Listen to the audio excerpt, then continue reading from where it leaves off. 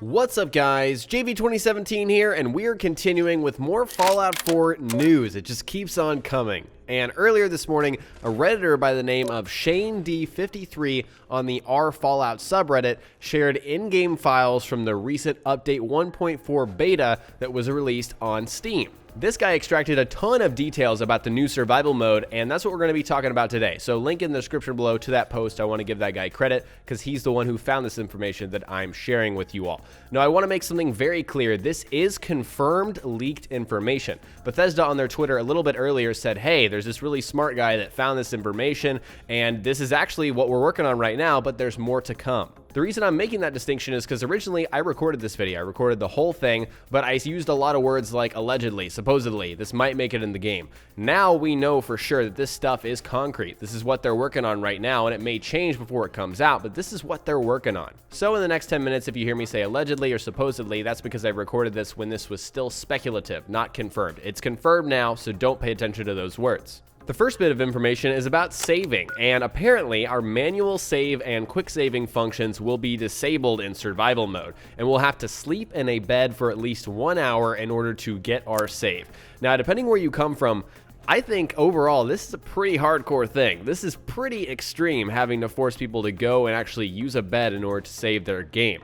And a lot of people have argued, hey, this is not fair because your game is buggy, glitchy. Sometimes it, glitches out and I'm gonna be stuck basically. That's a fair argument, but I also think this is really hardcore. This is exactly what a really hard difficulty mode should have. And so it's interesting to see if this actually makes it into the game, if it pans out well. In terms of combat, the player deals more damage and takes more damage. So this is different. If you guys didn't know, it's pretty much a sliding scale system right now. Let's say, just for an example, right now on very hard difficulty, the player deals half damage to enemies, but takes 2 times damage. So the enemies deal more damage, but you're able to dish out less damage. Now it's going to be the player deals 2 times damage and takes 2 times damage. So it's the same multiplier for everyone, if that makes sense. So enemies should be dying quicker, and you yourself should be dying quicker in this new survival mode with this combat. It's a really interesting concept and kind of gets rid of bullet sponginess if you think about it. So we'll have to see if that makes it into survival mode as well. Fast travel, disabled, done, no fast traveling, apparently.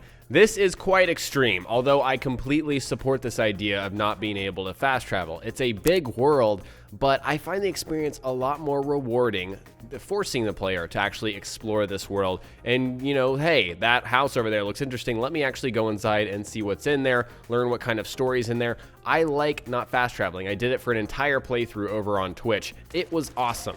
And so the problem here is that certain situations, you really just want to fast travel. You can impose this kind of, restriction on yourself as a player if you have, the proper discipline and you're actually going to do it.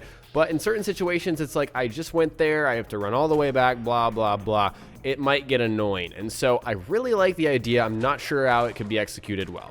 Next is weighting your ammunition. So you'll have a small amount of weight for your ammo, and it'll vary, of course, on your caliber. Larger calibers will have, of course, a higher weight, and smaller ones will weigh less. But of course, you have certain items like rockets, fusion cores, mini nukes. Those will actually weigh more. So this is an idea that we had in Fallout New Vegas, and this would just be translating it over to Fallout 4. I like it. I think it worked well in New Vegas on their hardcore mode, and it should work well in Fallout 4. It's just something else to worry about, which is something Todd Howard just mentioned in his interview the other day. So I just think it makes sense for the game, and it would work well. Apparently, on your compass, I believe that's how you're supposed to say it, but I say compass, enemies will no longer appear. So you won't see any enemies. There's little red blips on your compass at the bottom of the screen.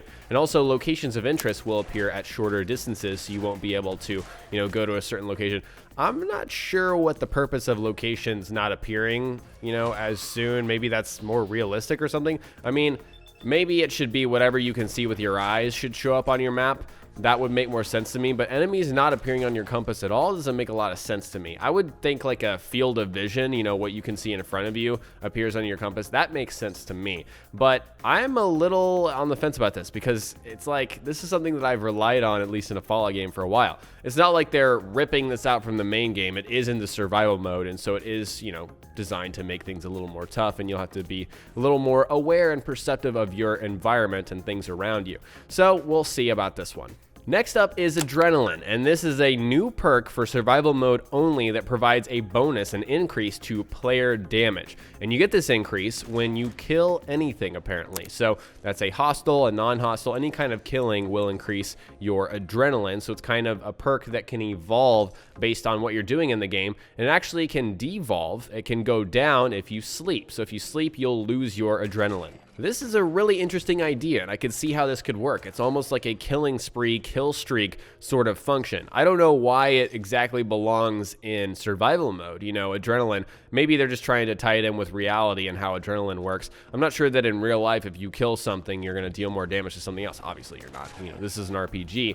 I'm not sure why this is like a survival mode idea, other than the fact that, hey, adrenaline exists in real life. So this is interesting. We'll have to see if this actually makes it into the game. Moving on, we have what's called wellness. This is your hydration, your hunger, and your need for rest. Again, mimicking reality, you have a requirement for these things. You need to drink a certain amount, eat a certain amount, rest a certain amount in a 24-hour period, or, you know, you'll have some effects. So ignoring these things will increase something called fatigue, which is something I'm about to cover in a second. It'll lower your immunity to certain sicknesses, which is something I'm also going to talk about, and can also physically damage you and lower your health. This is one of the first things that kind of caused me to raise my eyebrow when I was looking at this Reddit post, because this is not divided into the hydration, the hunger, and the sleep kind of mechanic that we saw in New Vegas hard mode. It seems like it's kind of lumped together, and I don't think it would be or should be, and I don't know why, if someone were to extract in-game files, why these wouldn't be separated. Why is this just one kind of whole thing, wellness together? You know, this could be kind of these files actually, now that I think about it, could be, you know, those tooltips in Fallout 4 when you go to the help section and it tells you about each individual kind of function. Maybe that's what this is. Wellness kind of wraps all these things together to explain them quickly, but then you can actually find these individual stats in the game and monitor them. That's exactly how I would like to see them, just like in New Vegas in Fallout 4. So we'll have to see if this makes it into the game. I would anticipate this definitely does in some form or fashion. Fatigue is also this new concept. It lowers your action points available. So this is just like radiation, but on your action points. So say you gain radiation, your maximum health is lowered. You guys know how radiation works. The same kind of thing goes for your action points, and it's accumulated, again, by ignoring these wellness requirements that we just talked about before, your hunger, your hydration, and your rest. This is an awesome idea. Fatigue, this totally could have been in the real game. And this is another one of those things that I think, this is brilliant. This is a really good idea. I don't know if someone else has come up with this before on, you know, a subreddit or a forum or something for Fallout. This is an awesome idea. I really, really like it. And this makes me think this post is more legitimate than, you know, before, essentially. So fatigue, awesome idea. I want to see it. Next is sickness, and this is an idea that eating certain things you shouldn't eat that aren't cooked, drinking irradiated things, taking damage from, like, you know, diseased animals like rad stags, or using chems can afflict the player with a certain illness. And we don't know what these illnesses are, but this is the idea that Bethesda's already mentioned, called diseases. They had this idea of diseases. Todd Howard's talked about it. They talked about it in one of their official, you know, posts, talking about what the new survival mode can bring to us. So this is an idea that's kind of, we've already seen, but they've called it disease, not sickness. And I know that's just semantics. I mean, they're pretty much virtually similar in a video game context. It's just something that's, you know, it's an affliction that you have to get rid of or deal with. And so I think we anticipate, you know, if you eat something that's rotten or uncooked, you're going to get sick, and, you know, you're going to have something you're going to have to deal with. And I like this idea. I think it's going to bring a new flavor to this survival mode. Antibiotics are a new thing as well. So these, of course, will combat and heal the effects of sickness, and apparently we'll be able to craft these things at chem stations, so at our own, you know, with our own materials at our own settlements, or buy them from doctors. So kind of like, you know, the remedies that we already have for, you know, having an alcohol illness, an addiction for drugs or alcohol, pretty much the same kind of thing. Addictol, you know, getting rid of that. However, we'll have antibiotics to get rid of certain sicknesses. The kind of bed that you choose to sleep in will actually affect your sleep. So say you only have a sleeping bag nearby, of course that'll be good. That might save your life because it'll let you save, but it's not going to allow you to get the full rest that you would have gotten if you found a bed.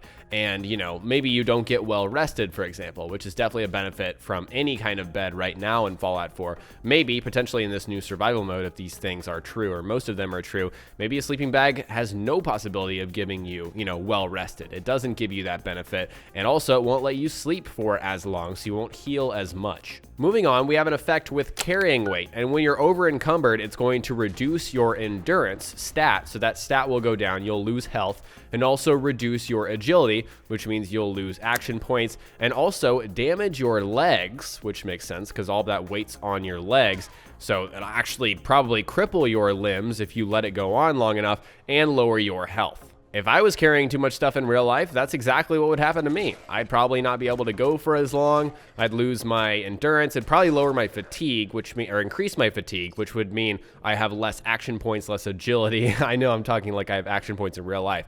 I do. Don't tell anyone. But anyways, yeah, this seems realistic. It would make sense. Companions must be revived. So this means when they are downed, when they get hurt in combat and they're down and you put a stim pack in them.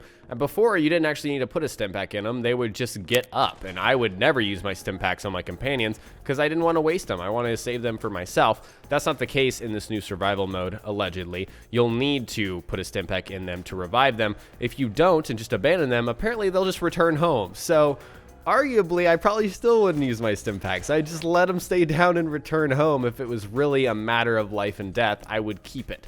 Personally, that's how I would do it, because my companions, unfortunately, don't help me that much, in my opinion.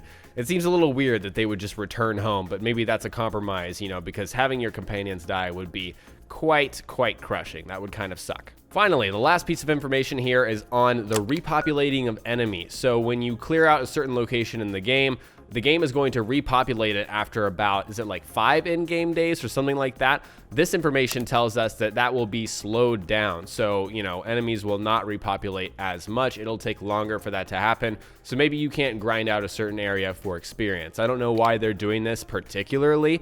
I think it would just be to combat that grinding idea, but I've never grinded in Fallout 4. I just go to a certain area, kill what I can kill, do quests. I do my own thing. I don't grind. That seems like a waste of time in a game with this much content. So that was it for the confirmed leaked information. That's what we know so far and what they're working on. But there's one more thing that I haven't seen yet that I've talked about before. I really want a checklist system. I want to be able, when I start a new game, if I start it on survival, I want to choose and pick which features I want in my survival mode or I want to omit. Let's say I don't want to deal with fast traveling being disabled, and I'll just impose that penalty on myself. But in certain situations, yeah, I just want to fast travel. It's just going to be more convenient. It's not going to detract from the experience for me, and on and on. I think a checklist is a great system. I really want to see them implement it. So I'd like to hear from you guys. Do you like these features? Do they sound good or bad? You know, which ones sound good? Which ones would you throw out? And all of that for our survival mode. And also, do you want this idea of a checklist? Do you want to be able to tailor it to your experience? I think that's a win-win situation for anyone. Share all of that below. Alright guys, today I speculated on the rumored survival mode features in Fallout 4, and next time we will cover more Fallout on my channel, so stay tuned for Fallout 4 tips and tricks videos. If you learned something new, remember to hit that like button. I would really appreciate it. And don't forget to subscribe for more DLC coverage, build guides, and general tips and tricks videos. Talk to you guys next time. Peace.